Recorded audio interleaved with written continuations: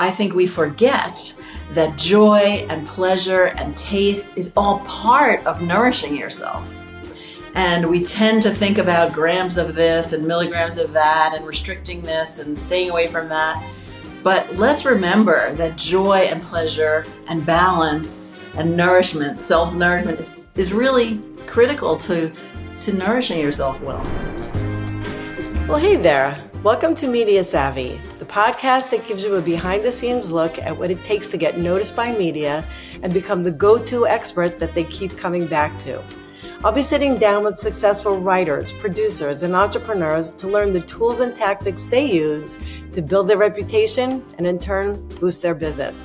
I'm your host, Taub-Dix, and I've been working with top-tier media outlets for more than 30 years, anywhere from traditional print publications to online and social platforms. And I'm sharing my nutrition guidance without gimmicks. But you don't have to be a dietitian for this podcast to speak to you. Through my one-to-one conversations, you'll learn how to build a strategy to get your name in the news and establish yourself as an authority in your field, no matter what the industry. With Media Savvy, I'm on a mission to inspire, motivate, and empower you to have the confidence and tools you need to shine in the spotlight. Are you ready? Let's get media savvy.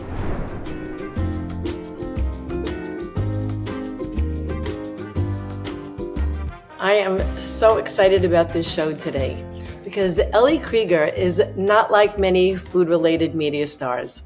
Ellie knows how to make delicious and nutritious coexist on the same plate.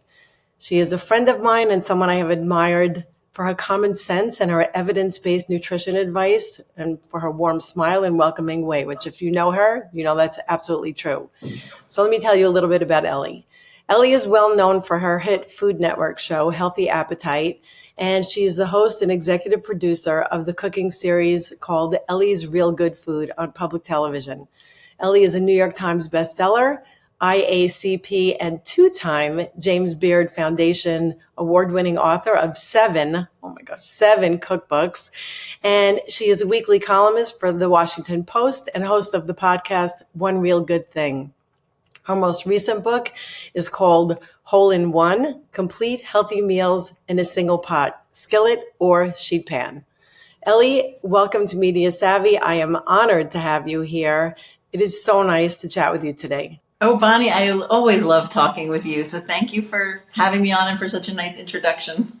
You're so welcome. You know, when we first met, I learned that you got your bachelor's degree from Cornell University, and that's the same school that my three boys graduated from. Like, they should give me a wing by now.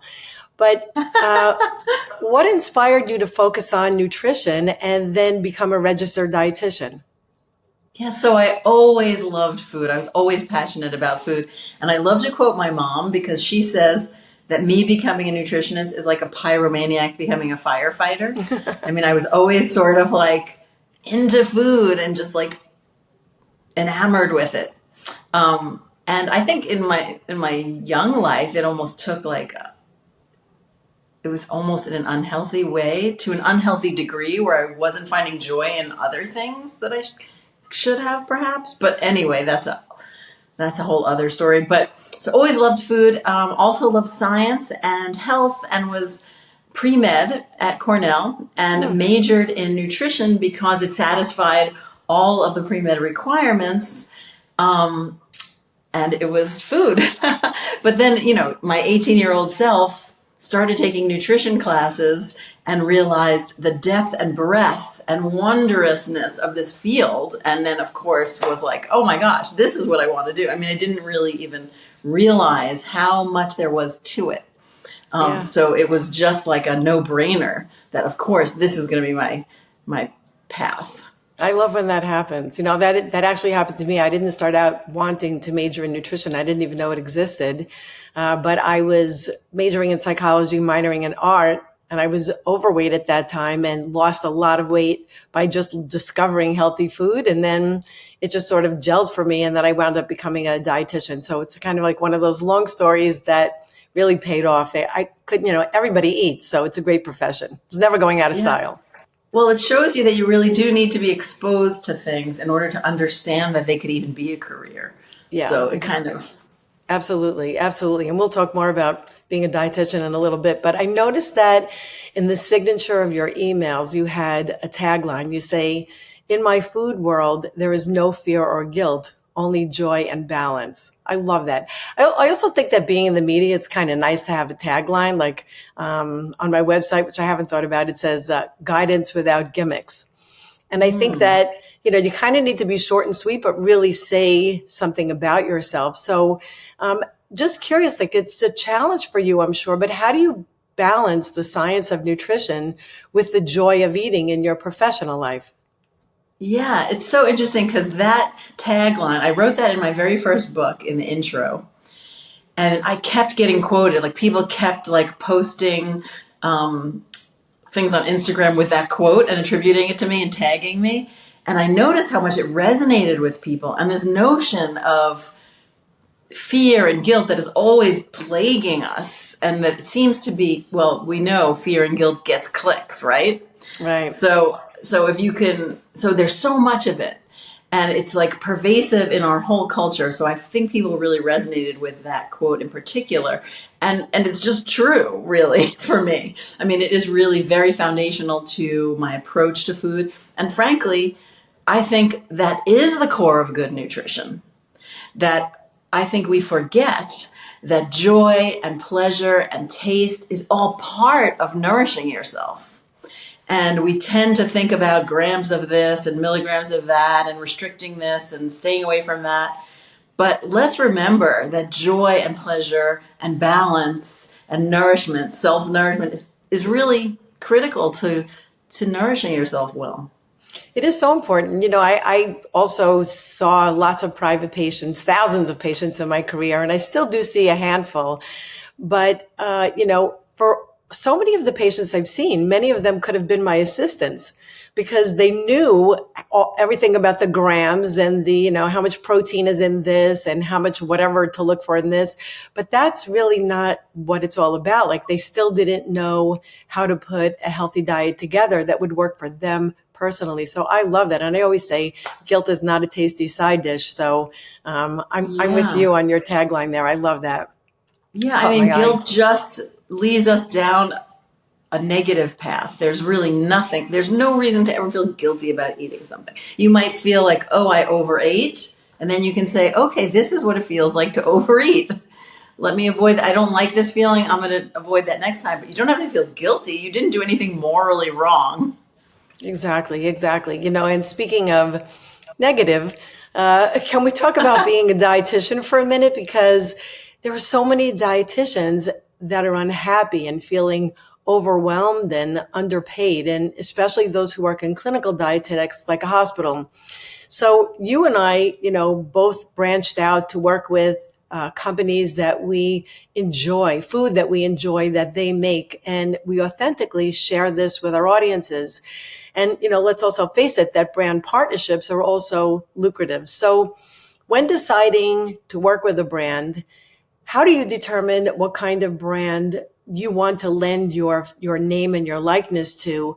And what traits do you look for in a brand that makes you want to really collaborate with them and help them get their messages out?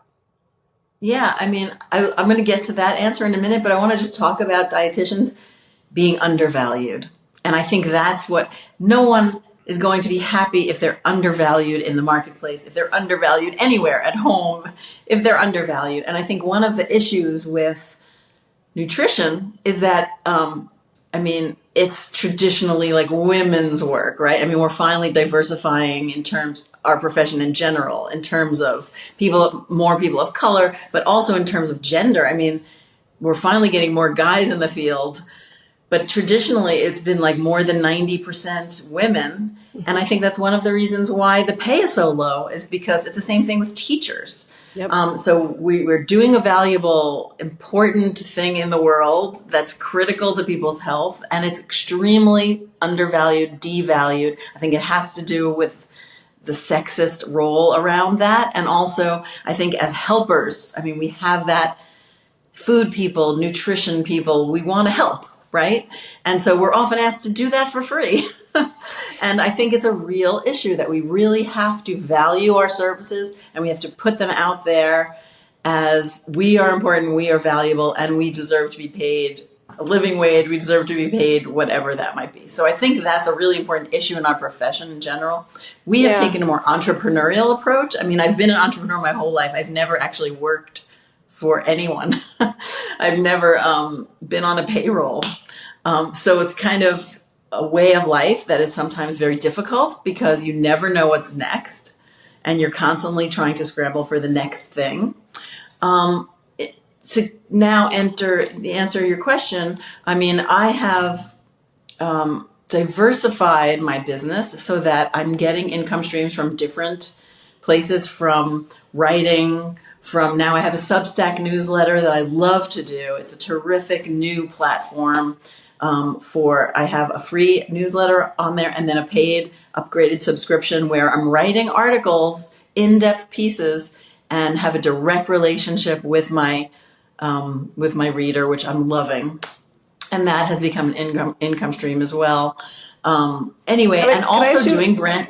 Oh, can I ask you a question about that? Because I really am interested in your Substack, which is fabulous. And how do you determine, because it has become a really popular way to monetize business, how do you determine what goes into your free newsletter versus the paid version? Something that I know that like a reader would want to know, well, what's worth the upgrade? How do you determine what goes where? Right. Well, it's going to be different for everyone, but for me, my free newsletter, which I've had for years and years, I've had it for 15 years. I've always done like more or less a little recipe roundup, right? And a little head note story about why make these recipes this week kind of thing. So that's in your inbox every other week. But I really wanted to do more in-depth stories, in-depth nutrition stories. I'm on Instagram. I'm on doing the videos on Reels and doing, my TV show even. I can't really get into depth into these nutrition topics as much. And I do write some of these in-depth articles for the Washington Post. Mm-hmm. But I'm writing that level of article. I'm doing that level of research on topics that my people want to hear about. And that's what my subscription newsletter, the paid one, is. It's these in-depth topics. So and I take suggestions. My subject matter is directly from suggestions of what my readers want to hear about, want to get a balanced viewpoint of what they're confused about, and I'll dive into that. So I am spending as much time as I spend on a Washington Post article writing these, and then I'm also giving other things like ability to comment and interact with me, and also I have a secret stash of recipes that are not on my website, and I put each issue of the paid subscription newsletter, one from my secret stash, and it's becoming like its own little cookbook now. I have like a collection of going on 40 recipes from my secret stash. So you get a lot, I think, for $5 a month, basically. That's awesome. And I think that that's something that a lot of people don't realize, like how you don't have to charge a fortune to also make value, but also get value out of just these interactions. And I know that, some of my favorite stories that I've written have come from suggestions from my patients or my family, because that's really what people want to hear. If one person is asking, a lot of people must be thinking the same thing. So I really appreciate that. Totally. So back to when you're working with a brand. So I've done brand partnerships. I mean, that absolutely has been instrumental to my business running. For me, I would say I cannot even tell you, first of all, how many opportunities I turned down. Countless number of opportunities. Maybe sometimes I even kicked myself because I was saying no too much, and I started to say, Ellie, you need to say yes to more stuff. But what is the red flag? Because I really respect that. What would be a red flag for you? So there's the black and white, and then there's the gray, and in life, right? So it's clear to me. So sometimes, for example, for me, black and white, and it's interesting because even what's black and white to me, I can see how some people have even, I wouldn't necessarily, okay, I'm going to put this into actually cohesive words. So I categorize food as usually, sometimes, and rarely, right? There's no never, we know we can eat anything. It's the foods you eat usually that define your overall eating pattern, that's really going to define your health. But what I've tried to do is only promote foods that are usually foods or sometimes foods, right? Even though they're rarely foods. So the rarely foods are going to be like sugar, chocolate cake, highly processed foods, ultra processed foods, I don't know, butter, things like this, bacon. It's fine. I eat those foods. I eat all of those things. I have sugar in my cabinet. If my berries need a little sugar, I'm putting some sugar on. But I don't want to necessarily be promoting something that I think people should be eating less of. Mm-hmm. And I understand that some dietitians have taken more of okay, all foods fit, so I could promote anything. I understand how that mentality goes. For me, though, and everyone has to make the decisions for themselves. For me, I really have tried to only promote foods that are either, for me, usually or sometimes in those categories. And then the sometimes foods are actually oftentimes a better option than a rarely, right? A healthier option. So I've done things like frozen fruit bar type of things, which might not be of course you're better off eating a piece of fruit, but sometimes you just want something cold and frothy and ice creamish, and then a frozen fruit bar is a nice alternative. So things like that. The other thing is I look in my cupboard, do I eat this? Do I like it? And I have turned down perfectly good foods because I don't like them. I can't really go out and say, eat this, I'm not going to lie. And I really honestly think that people trust me because of that. And I've always felt that the one hook I have for my hat at the end of the day is that people trust me. And I value that really above everything, is that I earn and keep people's trust. And you're authentic. You're authentic. And, in a recent podcast that you did, because Ellie has a podcast called One Real Good Thing, it was about diet culture. So you're making me think about that podcast. And you covered many different angles that I think most people don't even think about. How diet-related topics could show up at your place of worship or at schools or in our own homes. And of course, on social media. And we may not agree how every member of our profession practices. There's lots of different dietitians and doctors and even dentists. Anyone, they could practice differently. But there's a lot of buzz recently about how dietitians and the anti-diet movement have kind of gotten, I don't know, really jumbled. I have a lot of thoughts on this topic. I've written about it. I read about it. I've just spoken about it on another podcast. But I think that what started out as the anti-diet culture movement turned into an anti-diet movement that really almost seems like people are thinking, eat whatever you want, whenever you want it. And I know that that's not the case. And what you just described that you believe in is also obviously, not the case. So could you share some thoughts on the diet culture or anti-diet movement? Yeah, I have said, diet is a 4-letter word well before I ever heard of the anti-diet movement. But I think it really boils down to this in a way, that on the internet, on these reels where we're getting just memes and we're getting just 30-second videos, it becomes, there's no nuance. You just get one flash of something that's put up to generate clicks. So I think sometimes you can get good information. Hey, I've gotten great information from these videos on other topics. So it's not that you can't communicate something really valuable in 30 seconds or in a meme. But I think what happens is that it gets boiled down to these extremes when we start to look at it. And this is happening in politics, and this is happening in everything, and is definitely happening in food and nutrition. What I think also is the issue is that there's a lot of people who who have escaped diet culture and have escaped extreme rigidity, have escaped disordered eating behaviors, and escaped all these messages of restriction. And they are passionate about reaching other people to help them escape this extreme restriction. And so they'll eat a giant triple cheeseburger on camera to show that it's okay to eat a giant triple cheeseburger once in a while. Directed at the right person who needs to hear that message, that's perfectly great. But directed at someone who's eating a triple cheeseburger every single day for lunch, it's not so great, right? So I think, unfortunately, it becomes the message is flattened to the point where it doesn't have nuance. It doesn't necessarily come across to two different people in the same way. Right. And it can't possibly. So what I would suggest is if some messages is that people should curate their own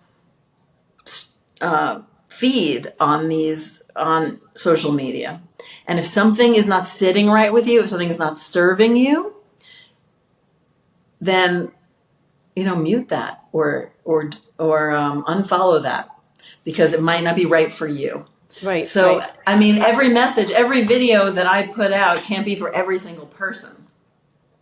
But I try to really reach a broad swath of people. I think that's part of it. Yeah, I think the other part of that is also like that a lot of people who are making these videos and eating those triple cheeseburgers or boxes of cookies or whatever it might be, or sticks of butter, that it's really more about them than the person who they're talking to. It seems like I think the intentions are good. Like they're trying to be welcoming and saying, listen, don't be afraid to do this. I'm a dietitian. I do this too. But I think if you've ever been in the situation of the other person, like really having an eating issue, being overweight, a lot of people who talk about this stuff really have never been overweight. And they may not be thinking about how the person actually feels after they eat those cookies or after they eat the cheeseburger. And in all the years I practiced and all the people I've counseled, they've never given out copies of diets. So I'm not about restriction. But I also don't think that it's a really clear message if I'm eating sticks of butter, Yeah, well, also that's just gross to eat sticks of butter. Cheeseburger I'm into every now and then. And sometimes I feel great after I eat a cheeseburger. Like that was exactly what I wanted and exactly what my body's like happy and full. And I love this feeling. It's a healthy attitude about it. Yeah, I mean, it depends how you feel. And I don't know, I guess what else you ate that day. Right. But I think it's all that nuance that we know that when we're working with an individual, there's a lot of nuance there about what that person has gone through.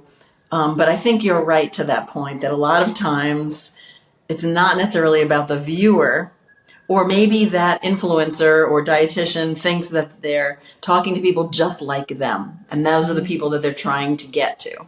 Yeah. So it's not necessarily malintent, but the result for many people watching that might not be good.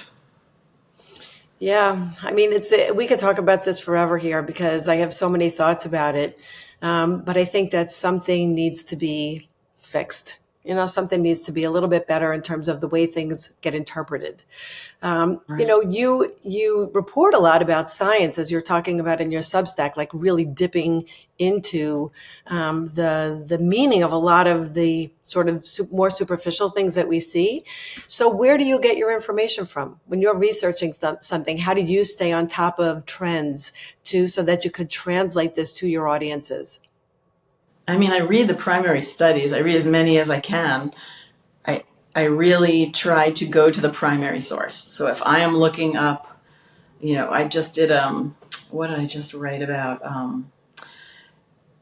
I forget, I forget what I just, you don't know what you had for dinner yesterday. I can't remember what I just wrote about. But yeah, I mean, I dive in to the research on the topic. So all of the studies, I look for the latest studies. I look for the most, for the meta-analyses on things. I really dig into the research and look at it that way. Sometimes I'll look at things like the Nutrition Action newsletter I really like from Center for Science and the Public Interest. I'll look for them for a take on something. So certain organizations like that. The Monterey Bay Aquarium, which has a great like seafood watch. So organizations like that I also look toward. But really, I'm mainly digging into the primary research for my core information, And it's and funny, translating that. when when I'm writing a story, I also look at some of the fad information that's out there because I Oh, like to see what both sides are saying. And oh sometimes yeah, I'll even, cite oh something like yeah. that, like sort of like a beware sign. But being in the spotlight and getting a lot of attention actually gives us a certain amount of power, so to speak. And we know that there are lots of influencers, with air quotes, on social media that rely on sensationalism instead of sensational, in a good way, messages. But something that I noticed about you, you said it, you said the word trust. You are a trustworthy influencer. And I have never heard you, maybe I haven't heard every single thing you said, so correct me if I'm wrong, but I've never heard you jumping into trends that could be taken in an unhealthy fashion. For example, you might create an incredible fish dish, but I've never heard you say, "Oh, this is keto friendly," or for paleo people. Ugh. I've never heard you make a smoothie and say, "This is an ideal detox drink." So everybody loves attention, but how do you balance your media messages so that they attract attention, but that they're not aligning with these fads? Yeah, it really is not easy because you could totally hashtag paleo, whatever, and I just can't bring myself to do it. I mean, I hate these things. All of these, I mean, and actually, I was in private practice also for a long time, and I always said, if this is working for you, that's the most important thing. So some of these plans, some of these buzzwordy things work for certain people. And so I'm not saying they don't work for anybody. But as a trend for the general population, it just drives me completely nuts. And I don't want to give it any more power. And maybe, honestly, maybe I don't have as many followers because of that. Or maybe I don't have as many views, but I don't care. And at some point, and I do care about having followers and I do care about having views, but it has to feel real to me. It can't be generated by SEO optimization, although I do use some of that. I can't feel like I am being ruled by these things. Otherwise, why am I even doing this? It has to really come from my heart. It has to be something I truly believe in. And ideally, it's, on some level trendy, on trend and popular, and people are curious about it, and it's interesting to people. I mean, I definitely want that. I want to be entertaining, and I want to answer people's questions that they have in the minute. But it needs to be true to what I genuinely believe and to my core values and my food and nutrition philosophy. And if it's not that, I don't even want to do this business. Absolutely. So honestly, that's how I feel about it. I remember even writing for SEO, like I'll see like, okay, just now I titled a recipe a little differently because the SEO came up higher. Fine, I can do that. But I'm going to make what I feel like making that week kind of thing. I once did a story for this big site. I won't say what it was, and it was about the paleo diet. They asked me to write it because it was so popular. So in the story I wrote, what I would love to see is something like Paleo Plus, where you add beans and you add some other foods. And the comments that came on social media, she doesn't know what she's talking about. She should have never written this story. And it was so funny because, of course, you have to learn to have a thick skin in this profession. But I think if you could take a fad and then do your own take on the fad, that's the only way that I would ever promote something like that. But when it comes to also explaining, I feel like part of the way I, for example, one of my readers on Substack asked me, is meat really that bad for you? And then what do you think of these alternative meats or whatever? And so I think sometimes these are the questions that people have because they're seeing the hashtags, because they're seeing people eating sticks of butter. These are the questions they have. So I think part of our job, and that helps us address these trends, is that we can explain them. We can say, hey, this is the bottom line on this. This is the bottom line on seed oils. This is the bottom line on all these things that are infiltrating people's brains. And that's what happens, at parties when all you have to do is say that you're a dietitian. Oh my gosh, the questions that you get. Sometimes I feel like saying, I'm a tailor. No, my friend who's a physician, she said when she would tell people she's a doctor, people would start at a party. She has a drink in her hand, she's hanging out, and she'd say she was a doctor, and they would start telling her like things that so and so has cancer. I mean, deep stuff that you can't just walk away from. So she started telling people she was a legal secretary.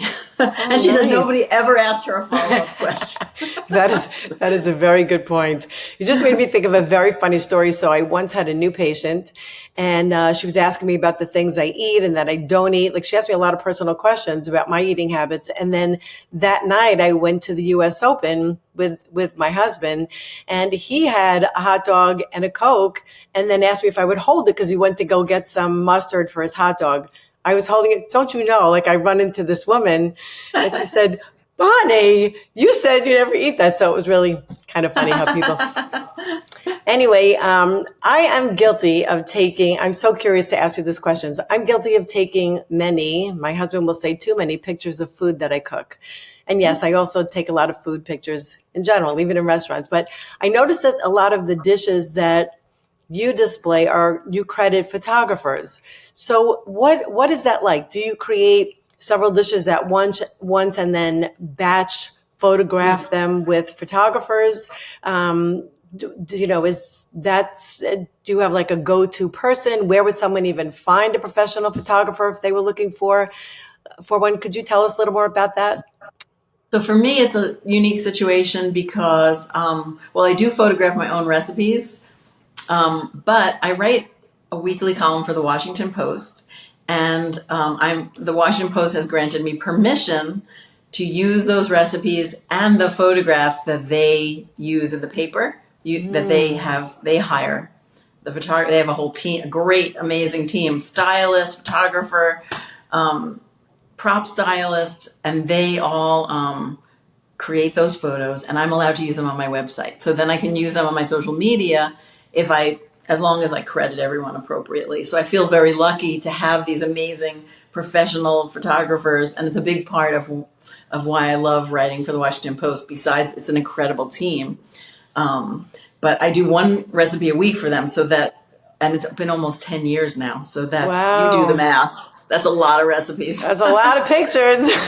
Yeah. So I'm fortunate to be able to use those for my books. I mean, the publisher either depends on the book, because I've had different relationships with different publishers, but the publisher either hired the photographer and team with my consult, and then we would, just shoot them all over the course of like 1 week or 2 weeks. And it was like 12-hour days, a week of 12-hour days. But other than that, if I create a recipe for something that's not the Washington Post, I shoot it myself. And then that will just be my picture. So I have some of those on my website as well. But most of the ones that I post online, I'm lucky enough to have those great Washington Post photos. But yeah, I'm always taking pictures of food. And your husband you just have to say, dude, this is the business, back off. The funny thing is that sometimes we'll be in a restaurant and he'll say, all right, go ahead, take a picture. And I'll say, nah, I don't want to take it. He goes, come on, you want to. It's like, no, I really don't have to. He says, all right, fine, I'll do it. So now he's taking all of these pictures because he thinks he gets better shots. But anyway, it's good. Good to make him feel like not to. Yeah, right. In restaurants, right. I try not to do too much. Well, definitely no flash. Oh my gosh! Once I was sitting next to somebody who was flashing, and I was going like this, like it was so obvious that it was bothering me. She was right next to me in a New York restaurant where the tables are so close together. And so I was going like this. And she goes, so I'm a food influencer, so I have to do this. I'm like, whatever. Oh, come on. It was just fully rude. I don't even like to use. It doesn't look good with a flash anyway. No. I don't even like to use a flash to read a menu. I'll take the candle and practically set the restaurant on fire, but I'd rather do it that way. Oh, here's the trick. You just put up the screen, the light of the screen of your phone. You just put that up to the top and then use the light from the screen of your phone. Not a bad idea. Okay. I'm going to have to try that I forget tonight. who told me that, but it works great, and it doesn't shine that flashlight in people's face. I like that. I'm trying that tonight. So going back to the photographer, since we're talking about photos, it sounds to me like you like having a team is really important in most cases, in some cases actually. And although I've been working with media for 30 years, I never had an agent or a manager. And I guess I've just been lucky in that work has come to me. I've never had to pitch my work. And for managers, I know that they do your contracts. And my husband has actually been my business contract attorney since we met. And it's a long time. I mean, obviously, I can't beat the expertise, nor can I beat the price. But I would assume that for you, that it's essential to have someone to guide you and to help you. So could you tell us a little bit more about when and why you first got a manager, and what are the pros and cons of hiring someone? Yeah, I mean, I've always had a manager. So I came also from a different culture of understanding the value of that, because I put myself through college by modeling and doing TV commercials. So I always had like a modeling agent. So I understood that relationship and the value of that relationship. So then when I started doing this media work, I had a broadcast agent for a while. And then I had like a spokesperson job agent. And I forget, honestly, how I found them. I really don't even remember how I found them. The manager that I have now, the brand management / agency that I have now, they originally called me just like cold called me, and knew because I had just gotten the Food Network show. And I had a broadcast agent at that time, but this was more of a full scale brand management. So they look at you not just for your broadcast jobs or whatever, but as a whole business, as a whole brand business Package, your whole package. Yeah. So and it's been it's been critical to my success, I would say, because they could see all of the pieces that were working, and if I got an opportunity, they could grow it into, oh, she's also doing this, and she's also doing this, and do you want to do a 360 on this? And they could kind of, they really did a great job and have been doing a great job of seeing that big picture and being able to integrate, or trying at least to integrate all things together. So that's been terrific. And then also just advocating the business end of it. I like to do the creative part. I want to make recipes. I want to talk about food. I want to educate people. I want to make videos. I don't necessarily want to be reading contracts. My husband, that's not his forte. He could make a fire out of sticks, and he's he's in the outdoor education business. Definitely not good with contracts. I wish that would be cool. But anyway. Yeah, it is a cool thing. Yeah. But really just having someone to, and you could just hire a lawyer for that, but also having someone who can advocate for you. I feel like it's easier for someone else to say, you know what, Ellie is the best person for this job for these reasons, and you're not going to find anyone who can really do these things the way she can. If I say that, I sound kind of like a jerk. Yeah. If someone else says that about me, that's a little different. It's so interesting that you came from already having the need for a manager right from the start. Like, this is something that a lot of people evolve to. So you actually had that experience from the beginning, even though it may not have been for the nutrition world. You already had that experience. Do you write your own content for social media, or do you have a team that helps you with that too? Yeah, so I write all the words myself. I have a team that helps me plan out what to post and helps me with the physical, just getting it up online. I answer everything myself, and I write everything myself. And I tried to hire people to do it, and it never worked because it never sounded like me. Yeah. Even if they were dietitians in the food world or chefs or totally professional people, it wasn't even anything wrong with what they were doing, but it just didn't sound like me. It wasn't the way I would answer it. So I just decided, I gave up on the idea of really farming out that. And it is me. It is me answering everything. Sometimes I wish I didn't spend as much time of my life doing that. But on another side, I'm really glad that it's genuinely me, and it's authentic in that way. And I think it's obvious. I think it makes a difference. It does make a difference, and it's obvious. And I've had people work with me over the years, really more for the technical end of it, as you're saying, to post on these Yeah. platforms and to do some graphics for me. And about a year and a half ago, my assistant had to leave, went back to school, and I just took it all on myself. And I really am having more fun with it, a lot less Mm, pressure. I taught mm. myself how to play on Canva because I like to paint and draw anyway, so it's just doing it differently. But I, like you, it to me it's so much more authentic and it comes through because it's your own voice, and you know better than anyone that we always talk about how you want to speak in the language of your audience, and that's okay to know what they want, to be able to give them what they want, but you also have to speak in your own language, what sounds most authentic to you. So yeah, I think that's really important. Yeah, I mean, I definitely do, and I can tell when I have friends who have someone else doing their feed. I feel like it's disappointing. I'll comment on something, and I can tell it's not them responding Yeah. back to me. Yeah. Do you have any fun projects that are coming up or any initiatives that we should look forward to?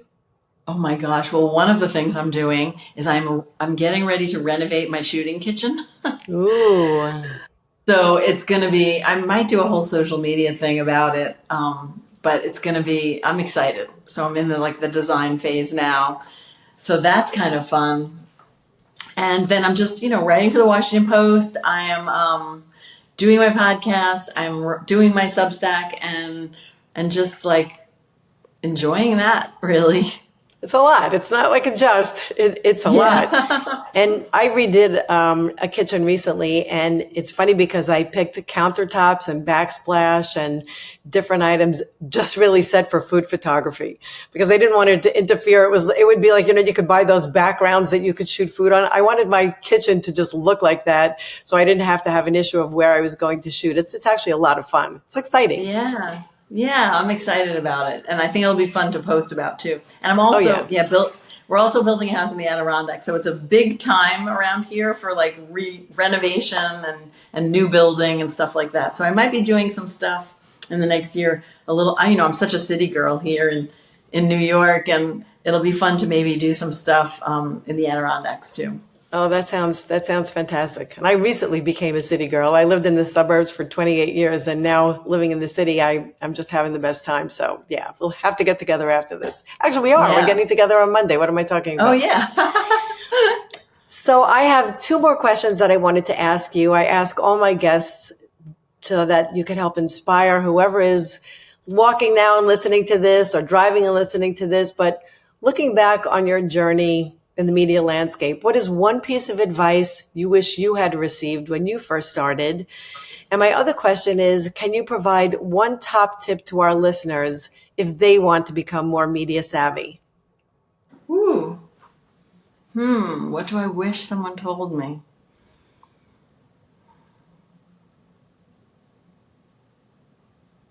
That's a hard one. Golly. I mean, I would say I tend,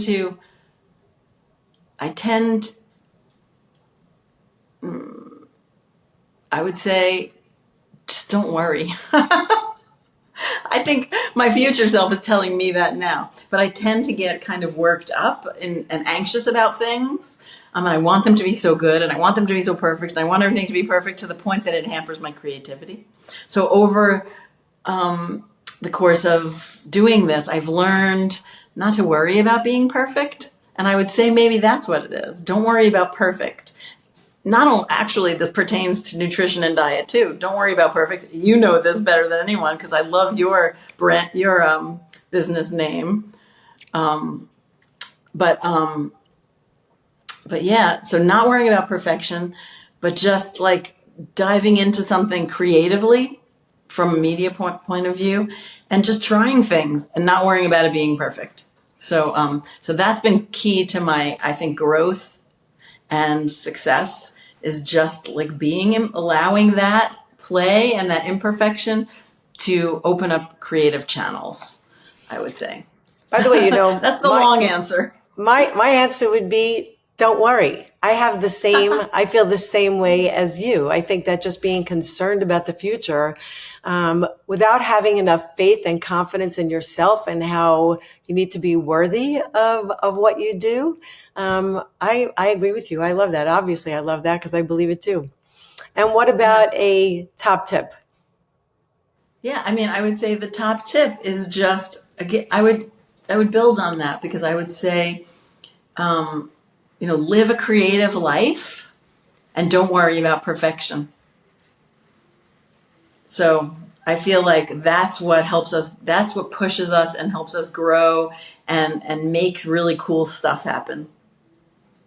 Yep. I love that. I love that. And something that I think it's always good to have introspection. And something that I've learned about myself recently is that I always need to be creative, but it doesn't really matter what I'm being creative with. Like I could do this podcast, I could paint a picture, I could whip up a souffle, like whatever it is, as long as I feel like I'm making something and doing something that is stimulating for me, that really makes me happy. Yeah, and I mean, people think, "Oh, I'm not a painter, I'm not an artist, I'm not creative," but that's not. There's a million and one ways to be creative. It could be what you put on, how you dress in the morning. It could be the way you write a note in your kid's lunchbox. It could be like a million things that can be creative. Yep, so true. So true.